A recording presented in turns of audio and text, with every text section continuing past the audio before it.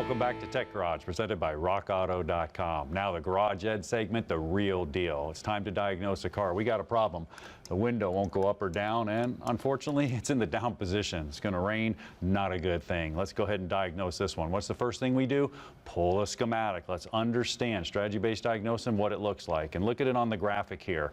Let's just start at the top at the circuit breaker. We'll just work our way down, and if we follow the light blue wire down, we're going to that big switch assembly. That's the master switch assembly. That's actually on the driver's side, and if you go through the driver's switch, you keep going down, it goes completely through the passenger window, and then it goes down to the motor. It's cool because it's a bi-directional motor. It either goes up or down, or it's going to go the other way. It's going to switch polarities. Now here's the deal. We're dealing with, if we go back up to the top of the schematic, we're just really dealing with that pink wire. So let's follow that pink wire over to the right, come all the way down, and we go to that switch. Then what we do is the passenger wants to run it, then it's allowed to go back through that motor, through the master switch to ground. Well, with that said, we got some complex diagnosing to do. I'm going to need Tom over here to give me a hand. Tom, why don't you come on over here and you can run the meter for us. We're going to open up this switch and we're going to start looking at what's going on here. So if I just pop this off, and anytime you pop a door panel off, just do it kind of gingerly and get that off of there. It's really no big deal on this one. Here's our actual switch, Tom. Got the color wire schematic matching everything we're matching. You got the meter in hand. So the first thing we want to do is really just check power. So I'm going to find the power to that pink wire. We want to make sure we have power to the pink wire. I already verified the customer's concern. So I'm going to the pink wire, and I think I can complete ground right there, and I do. So we got 12.31 on that meter. What does that tell us? Well, that tells us that we actually have voltage coming to this switch. Now I'm running the switch and nothing's happening. So if I run the switch and I go across those other two wires, we should have a positive and a negative 12 volts. So I'm going to try to stick it in right there. Tom, you use your other hand and give me a hand, hold that for me right there. Perfect.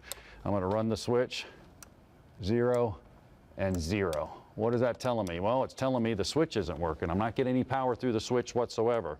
So I'm going to put the meter down here. Tom, a couple of parts at Rock Auto, man. Why don't you tell us about a couple of parts on the table? I'll pull the switch out. Looks like you got a replacement power window motor and a replacement switch ready to go. So we're ready to go, aren't we? Nice thing is you can go in there, you can order the parts, you know. Hey, window motor may fail eventually. At least we got it in stock here at Tech Garage, but you guys definitely treat us well. We got the parts. All right, cool. Now I got the switch out. You guys can take a look at it. It's pretty simple. Two little screws holding it in. Now here's my switch assembly. Like I said, I was rocking it back and forth. Nothing's happening.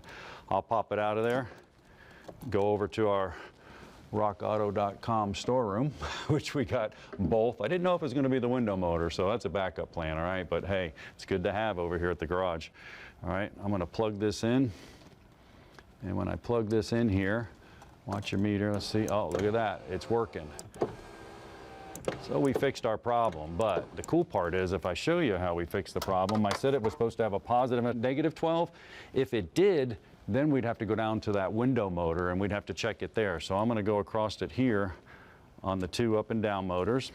If you hold that meter still, we should develop there's our positive 10, and going down it switches polarity to a negative 10. So that's pretty cool. That would tell us the window motor's bad.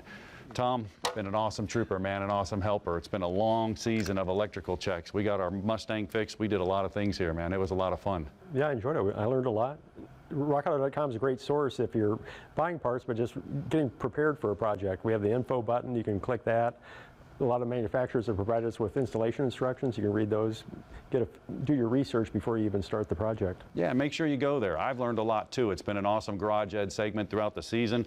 Tom, you also been a trooper, so I got you two things, man. You can't leave here without the old Garage Ed t-shirt. Got to have that, man. Thank you. And more importantly, I know you better than this, man. Remember segment 3, the parallel lights and the Christmas lights? Yeah, I went and takes one out. They're all lit. Right here it says lit and parallel. Please don't spend an hour at Christmas no more. You got lights in parallel. It's definitely been a great season. I'll tell you what, next season, I think maybe engine performance is in order. I mean, all the sensors on the engine, man, we could do some great stuff with that as well. So maybe check that out for next season. Anyway, there's still more Tech Garage presented by RockAuto.com. Right after this commercial break, we're going to take the video question of the week.